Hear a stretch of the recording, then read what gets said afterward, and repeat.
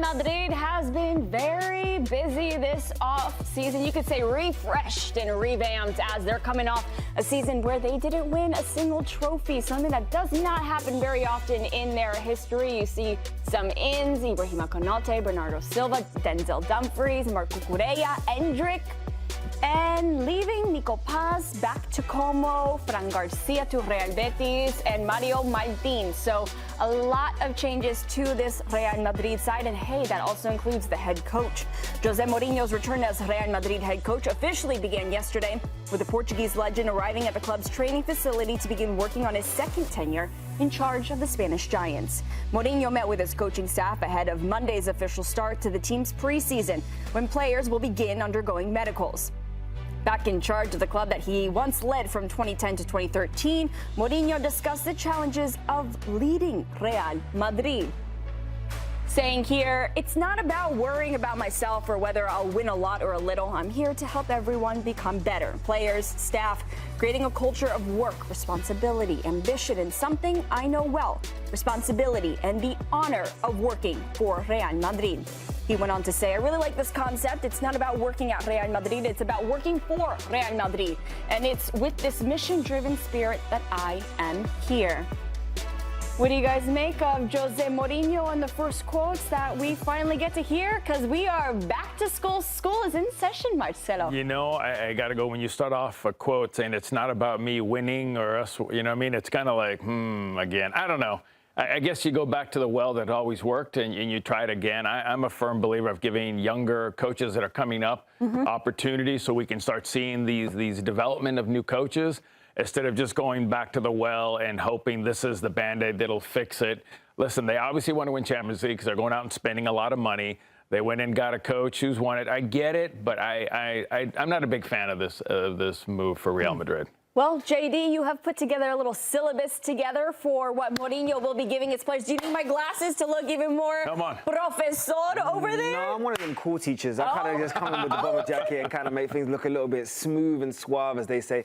And you know, when you're talking about syllabuses, you kind of break it down into that. We have 4 semesters where I'm from, so we kind of break it down into the 4 semesters.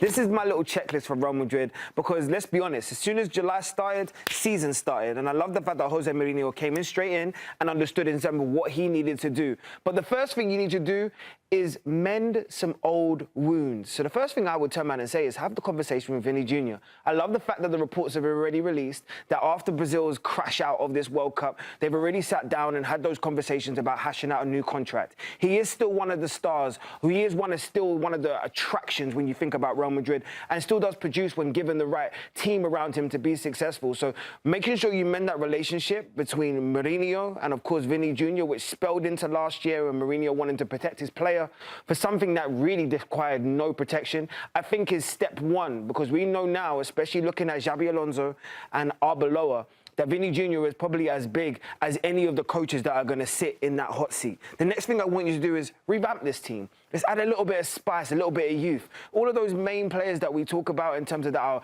representing their countries, that's the Courtois, the Bellinghams, the Vinny Juniors, the Kylian Mbappés, they're all going to come into this a little bit exhausted. So when you're coming into a new season, don't be scared to promote from within. The Castilla is a fantastic development place. It's produced some incredible talents. We've seen Gonzalo Garcia most recently. Thiago Petit as another one that has burst into the first team and showcased what he can do.